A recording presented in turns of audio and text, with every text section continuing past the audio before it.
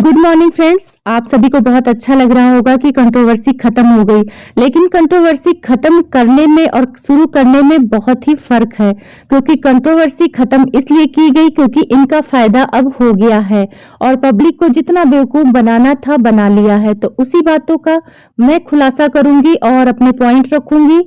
जिसको अच्छा लगेगा वो कमेंट कर सकता है, जिसको नहीं लगेगा वो नेगेटिव कमेंट्स भी कर सकता है।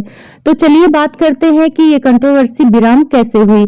सबको लग रहा है कि लंकुश भैया का आना ही इस कंट्रोवर्सी का विराम देना है, तो आप लोगों की गलतफहमी है। सिर्फ लंकुश भैया को इसमें लाया गया है उस केस से ध्यान हटाने के लिए जिसपे पब्लिक का ध्यान था, यानी जगत दीदी के कैरेक्टर पर जो बात आई थी उससे ध्यान हटाने के लिए हमारी नीतू दीदी से कंट्रोवर्सी की गई। क्योंकि उन पे कंट्रोवर्सी की गई तो कंट्रोवर्सी जब नीतू दीदी से हुई तो वो अपना वीडियो लेके आई। अब जगत भैया को लगा कि अगर ये वीडियो लेके आई है तो कहीं गुस्से गुस्से में बहुत सारी परतें न खुल जाए, इसलिए उन्होंने उस पे विराम लगाना सही समझा। तो उसके लिए उन्होंने प्लान बनाया और प्लान बनाया लंकुश भैया रोस्टिंग के लिए आए।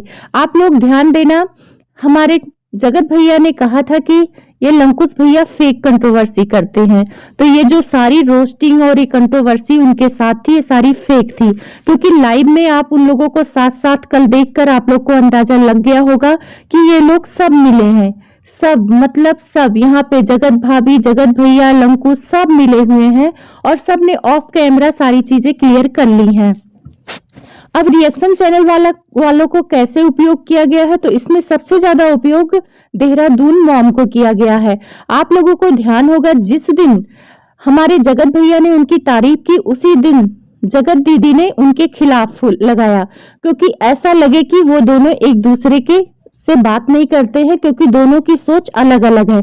लेकिन इन दोनों का प्लान एक ही था कि जगत दीदी को क्लीन चिट दिलाना। तो इसके लिए जगत भैया ने प्लान बनाया और मॉम देहरादून को कांटेक्ट किया और उनसे स्टोरी बताई। तो स्टोरी जो बताई है उसी के बाद से सारे रिएक्शन चैनल वालों जगत दीदी को क्लीन चिट देने में लगे हैं। लेकिन वो स्टोरी जो बताई गई है, जो रिकॉर्डिंग में है, जो कह रहे हैं उससे उलटफेर है। उसमें इंजीनियर दिमाग क्या है, मैं वही चीजें क्लियर करूंगी। तो सब कोई कह रहा है कि उस स्टोरी में इन्होंने 3 लोगों के बारे में बोला। तो उसमें सबसे पहले इन्होंने अपने बीबी के अफेयर के बारे में चर्चा की और दूसरा जगत दीदी को बोला कि 7 गोली नहीं 14 गोली खाएं, मुझे फर्क नहीं पड़ता क्योंकि मुझे मजा आता है और मैं ये सारी कंट्रोवर्सी इसलिए कर रहा हूं ताकि लोगों को लगे कि मैं उनसे बात करता हूं। तीसरी जो भी महल के बारे में इन्होंने बोला, लेकिन आप लोग को समझ में आया कि ये दोनों औरतों के खिलाफ है। ना ना ना ना, यही तो रिएक्शन चैनल वालों ने गलती कर दिया। इनका प्लान था अगर ये अपने बीबी के अफेयर के बारे में बोलते और जगत दीदी को अच्छा बोलते तो लोग इन पे शक करते। इन्होंने गेम खेला, इन्होंने जगत दीदी को क्लीन चिट दिलाने के लिए एक प्लान बनाया और देहरादून को कांटेक्ट किया। अब देहरादून को लग रहा है कि उन्होंने लाइव में भी बोला कि मुझे बड़ा दुख हुआ और उन्होंने तुरंत जगत दीदी के फेवर में वीडियो बना दिया, क्योंकि वो रोते गाते लाइव भी की थी। आप लोग ध्यान देना कि जब जब वो लाइव करती है रोने गाने वाली तब तब जगत भैया पलट जाते हैं। जगत भैया उनको क्लीन चिट दिलाने के लिए ड्रामा किए। अगर डायरेक्ट बोलते कि मैं उनके टच में हूँ और वो अच्छी है और क्लीन चिट दे दो तो लोग कोई नहीं सुनता। तो यहाँ पे अपनी बीबी की भी बुराई कर रहे हैं, तब लोगों को लगा कि भाई जो बंदा अपनी बीबी का सगा नहीं है तो वो जगत दीदी का सगा कैसे हो सकता है। और सारे क्रिएटर सारे रिएक्शन चैनल वाले जगत दीदी के फेवर में हो गए और यही तो प्लान था हमारे जगत भैया का।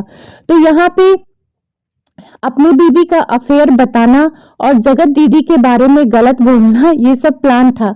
क्योंकि अगर ऐसा बोलते कि जगत दीदी को आप लोग सपोर्ट करो तो कोई नहीं करता। तो यहाँ पे अगर उनको मतलब गोली खाने और ये सारी चीजें जगत भैया ने बोली तो प्लान के तहत बोली कि इसको सुन के रिएक्शन चैनल वाले इसके विपरीत काम करेंगे। उनको लगेगा कि मैं दोनों के बारे में गलत सोच रहा हूं, लेकिन यहाँ पे ये जगत दीदी का फायदा दिलाने के लिए ही उनके विपरीत में बोला। अब यहाँ पे उनका काम भी हो गया, लोग जगत दीदी के फेवर में हो गए और यहाँ पे वो तो अपनी बीबी का तो बुराई वो शुरू से करते थे, लेकिन जगत दीदी की बुराई नहीं करते थे। अगर अर्थ मॉम को उन्होंने कांटेक्ट करके बुराई किया है तो ये सिर्फ और सिर्फ इसलिए किया है क्योंकि लोग इसके उल्टा करें, यानी विपरीत करें।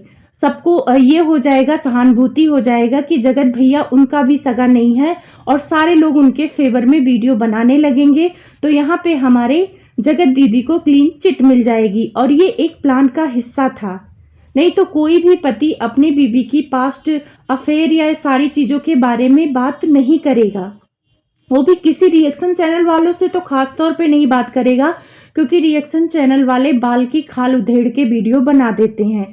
लेकिन अगर ये जगत दीदी के बारे में ही केवल बोलते कि 7 गोली खाएं या 14 मुझे फर्क नहीं पड़ता, तब भी लोग इन पे शक करते। लेकिन इन्होंने अपनी बीवी को भी साथ में लिया और जगत दीदी को भी लिया और इनका प्लान सक्सेस हो गया, क्योंकि इस प्लान में इनका यही था कि जगत दीदी के अगर मैं खिलाफ बोलूँगा तो लोग उनकी तरफ हो जाएंगे, और जाहिर सी बात है जगत दीदी की तरफ लोग हो गए और हमारे लप्पू भैया का प्लान सफल हो गया। तो यहाँ पे रिएक्शन चैनल वाले बेवकूफ़ बन गए और जगत भैया के प्लान को ही मतलब सफल बनाने में लग गए। हमारी अर्थ मॉम जो कह रही है कि वो मतलब रिकॉर्डिंग नहीं ला सकते, आप खुद सोचो कि उस रिकॉर्डिंग में जो कुछ भी बोला है वो तो लाइव में जाके लप्पू बोल ही रहे हैं, तो उनको छिपाना ही नहीं था रिकॉर्डिंग में, बस उसको एक अलग तरीके से उपयोग करना था। अब यहाँ पे ये मैं तो नहीं कहती कि ये दोनों आपस में मिले हैं, लेकिन इससे साफ पता चलता है कि ये मिले हैं, क्योंकि जगत भैया अगर ये 7 गोली ऐसी बड़ी बात किसी रिएक्शन चैनल वालों को कह रहे हैं तो उनको भी डर होना चाहिए कि अगर कल को वो कुछ कर लेती हैं तो यही फंसेंगे, लेकिन वो कुछ करेंगी नहीं, क्योंकि ये सारी चीज़ें प्लान के तहत हो रही थी। और अर्थ मॉम की तारीफ करना ये जगत भैया का एक प्लान था, क्योंकि रिएक्शन चैनल में आजकल उनका चैनल सबसे आगे है, लोग उनको ज़्यादा देखते हैं, तो उनको दोनों लोगों ने टारगेट बनाया। और अभी भी दोनों का जगत भैया जगत दीदी आपस में मिले हुए हैं, ये मैं यहाँ गारंटी के साथ बोल सकती हूँ, क्योंकि जगत दीदी का बुराई करना भी एक प्लान के तहत ही था। तो वो प्लान भैया का हमारे सफल हो गया और सारे क्रिएटर जगत दीदी की तरफ हो गए और भाभी की तरफ खिलाफ हो गए। तो भाभी की तरफ खिलाफ भी हो जाए तो भैया को कोई फर्क नहीं पड़ता, वो सारी चीज़ें हैंडल कर लेंगे, वो भाभी का सब कुछ सही कर देंगे। पर यहाँ जगत दीदी को भी क्लीन चिट मिल गया कि वो भाई उनको जीने दो, ये बंदा उनको भी नहीं चाहता कि वो जिए, लेकिन उनको जीने देने के लिए ही हमारे जगत भैया ने प्लान किया था।